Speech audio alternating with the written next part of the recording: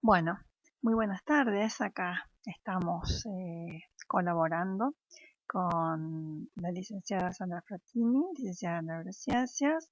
Y me presento, soy Lujaniana Roca, magíster en Derechos de Infancia y Derechos de la Adolescencia, y agradecidas ambas a la AMPLIONAV por tener la posibilidad de participar en esta capacitación. Hemos decidido trabajar el tema de las crisis sanitarias, las relaciones del derecho de familia y las emociones, y efectuar un abordaje jurídico y un abordaje desde las neurociencias dirigido a todos aquellos que trabajan con niños, niñas y adolescentes o comparten tiempo con ellos para sensibilizar respecto de las problemáticas emocionales que la pandemia genera en las relaciones del derecho de familia. Comenzando con el abordaje jurídico, tenemos que señalar que el coronavirus en el derecho, coincidiendo con lo que afirma la doctora Graciela Medina, es un caso fortuito. El caso fortuito y la fuerza mayor son tomados generalmente como sinónimos, lo que implica que los efectos de ambos son los mismos. ¿Qué ocurre en el derecho frente a un caso fortuito o fuerza mayor?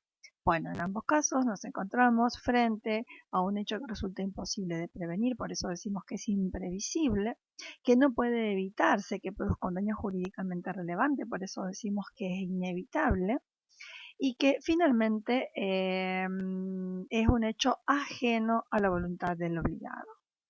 El caso fortuito es un eximente de responsabilidad si reúne esos caracteres independientemente de si el hecho proviene de la naturaleza, como ocurre con los terremotos, las inundaciones, o de acciones humanas ajenas a quien debe cumplir con una obligación y que el obligado no puede impedir, como es lo que nosotros en derecho denominamos el hecho del príncipe. Las medidas restrictivas dictadas en la crisis sanitaria actual constituyen justamente el hecho del príncipe. ¿Cuál es la situación en los regímenes de cuidado parental en esta situación, en este momento?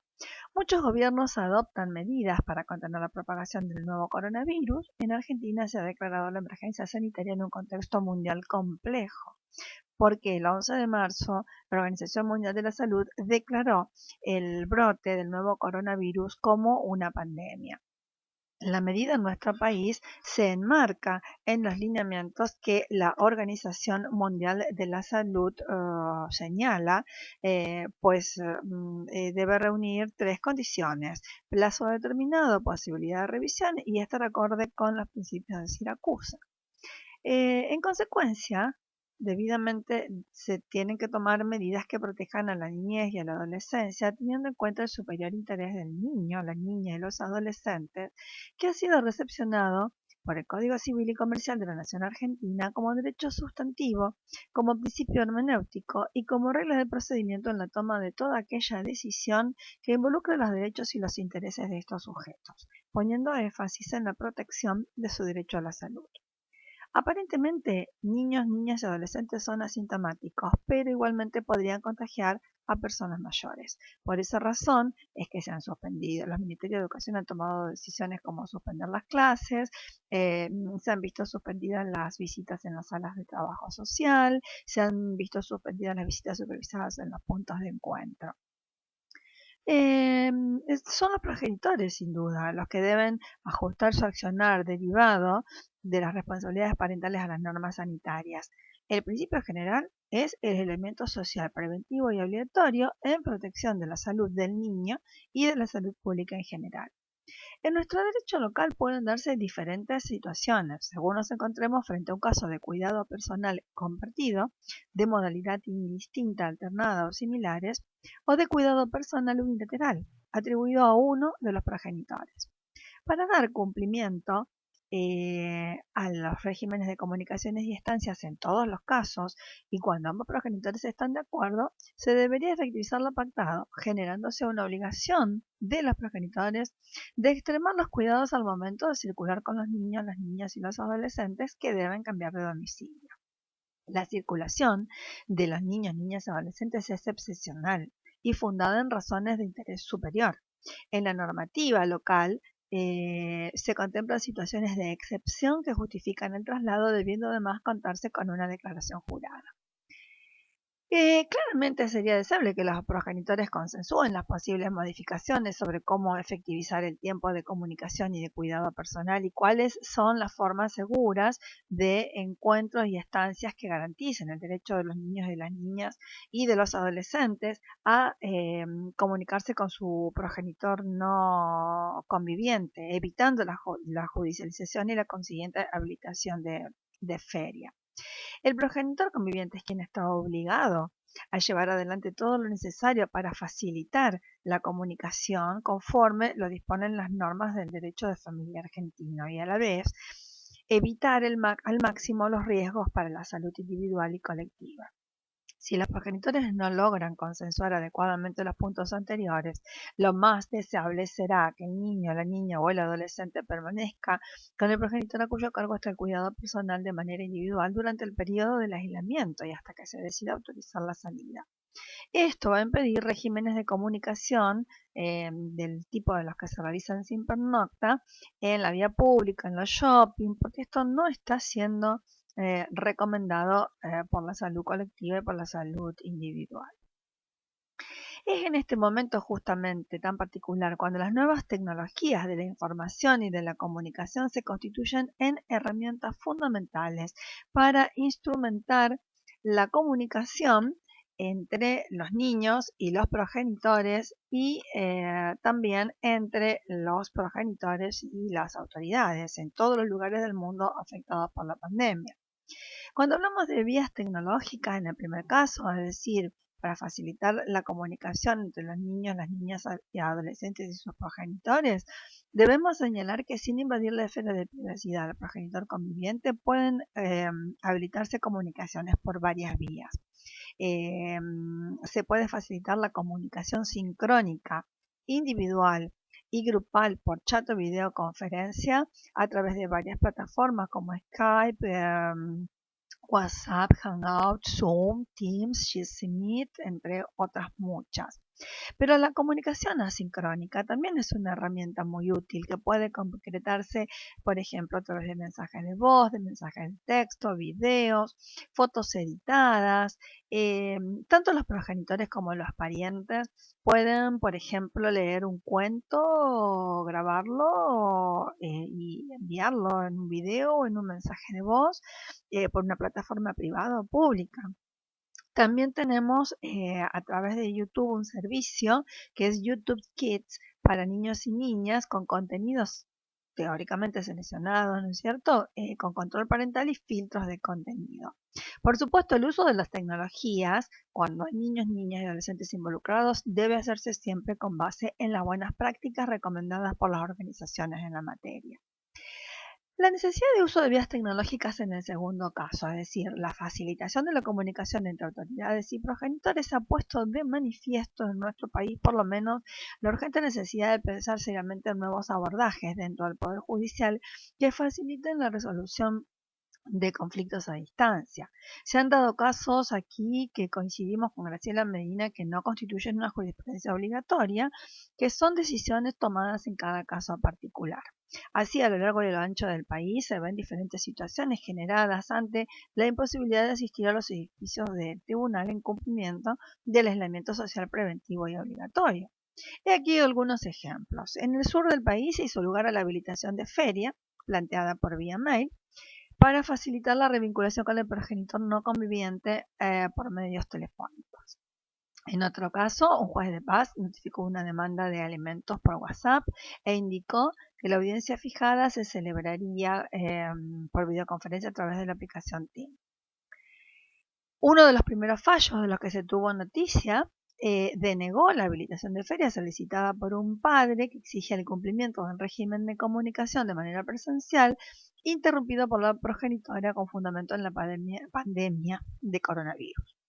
También con el devenir de los días, muchos colegios de abogados y el Poder Judicial trabajan codo a codo diseñando estrategias de atención a distancia, aún en aquellas provincias donde las dificultades tecnológicas son enormes. Se ha ampliado el esquema de prestación de servicio de justicia, utilizándose vías como por ejemplo el mail o la habilitación de audiencias a través de videoconferencias. En algunas provincias los mecanismos tecnológicos están un poco más aceitados, en otras no. Es una verdadera tarea artesanal y de continuos acuerdos con el Poder Judicial y los diferentes organismos involucrados. Al momento de comunicarse en épocas de crisis sanitaria, sin ningún lugar a duda, y esta es una convicción que tengo, debe preservarse la salud pública y la de los niños, niñas y adolescentes, pero esto no debe impedir el ejercicio del derecho humano que los niños, niñas y adolescentes tienen a comunicarse con su progenitor no conviviente, porque está garantizado por la Convención y por toda la normativa de familia y de protección integral. Finalmente, si el niño, la niña o el adolescente tienen son edad y grado de madurez suficiente, debemos tener en cuenta el artículo 12 de la Convención, explicándoles las circunstancias excepcionales que estamos transitando, escuchando sus opiniones en todas las decisiones que lo involucran y que lo afectan, brindándole oportunidad de que sus opiniones sean escuchadas y tomadas en cuenta en los procesos de toma de decisiones vinculados con la pandemia. ¿Qué ocurre con las prestaciones alimentarias derivadas de la responsabilidad parental o del parentesco? Es inevitable que las medidas adoptadas por los distintos gobiernos impacten en las prestaciones alimentarias de este tipo, porque las medidas extremas adoptadas por todos los países por efecto de la pandemia alteran gravemente la economía e interfieren en las relaciones de tipo patrimonial. Siempre se debe analizar cada caso en concreta, pero en líneas generales el panorama es muy complejo. En el derecho local debemos hacer una diferencia. Por un lado, los trabajadores en relación de dependencia, ubicados tanto en el sector privado como en el sector público, gozan de una relativa estabilidad económica en razón de que la norma les asegura el goce íntegro de sus saberes habituales. Sin embargo, hemos visto situaciones que no han respetado esta disposición. Hemos visto despidos de muchos trabajadores y recortes en los ingresos. Asimismo, en el sector público hemos escuchado también la preocupación de los gobernantes por la baja de la recaudación impositiva. Respecto de los trabajadores que no reúnen la calidad de trabajador de relación en dependencia, la Oficina Argentina de la OIT advierte en un informe que presentó el día 6 de abril que los sectores más vulnerables son las mujeres, los trabajadores informales, los monotributistas, los trabajadores de plataforma y por supuesto nos minimiza este informe el impacto en otras áreas. Esto sin duda se va a ver reflejado en la cuestión de la fijación de alimentos, ya que la justicia deberá tenerlo en cuenta, deberá contemplar estas situaciones por las que pudiera estar transcurriendo el alimentante. Y también se verá el efecto en el cumplimiento en tiempo y forma de los alimentos ya consensuados o fijados cuando el alimentante pertenezca a alguno de estos grupos vulnerables. Desde ya, el impacto afecta igualmente al alimentado, porque el alimentado que está protegido por las normas de derechos humanos que tutelan los derechos de la infancia y la adolescencia, cuya vigencia debemos defender. Nos encontramos así con un caso, fíjense ustedes qué interesante a nivel local, en el que se consideró procedente un amparo deducido por un colectivo de madres contra el gobierno de la ciudad de Buenos Aires y ordena al gobierno de la ciudad, con carácter cautelar, cumplir con el menú saludable previsto legalmente, adecuarlo al contenido de la canasta escolar nutritiva. En el mismo caso que citamos anteriormente del juez que notificó la demanda por WhatsApp, quiero destacar que hizo lugar precisamente a una demanda de alimentos desde un enfoque con perspectiva de género, flexibilizando las normas procesales y teniendo en cuenta el superior interés del niño. Las respuestas estatales a la pandemia de COVID esta es otra convicción, deben reflejar el superior interés de los niños, las niñas y los adolescentes. Sabemos que las libertades están restringidas. Sin embargo, recientemente el Comité de los Derechos del Niño ha advertido sobre el grave efecto físico, emocional y psicológico de la pandemia COVID-19 en niños, niñas y adolescentes, y hace un llamado al Estado, a los estados, para proteger los derechos de los niños, poniendo énfasis en que las restricciones impuestas sean solo las necesarias, proporcionadas, manteniéndolas en un mínimo absoluto y asegurando que las dificultades que surjan no sean impedimento de la aplicación de la Convención, asegurándose los estados de que las respuestas reflejen el interés superior del niño. Hasta aquí hemos analizado desde un enfoque jurídico situaciones que se presentan como consecuencia de la pandemia COVID-19. Entre ellas el incumplimiento o cumplimiento defectuoso del régimen de comunicación, dificultades para cumplir con cuotas alimentarias en tiempo y forma ante el parate económico, dificultades para percibir cuotas alimentarias, dificultades para que Poder Judicial y abogados trabajen. No hemos abordado, por ejemplo, situaciones también sumamente complejas. ¿Qué hacemos mientras se transita el aislamiento frente a una situación de violencia familiar o violencia de género? ¿A quién recurre en esta pandemia ante una discriminación? Alguien que pertenece al colectivo LGTBI+.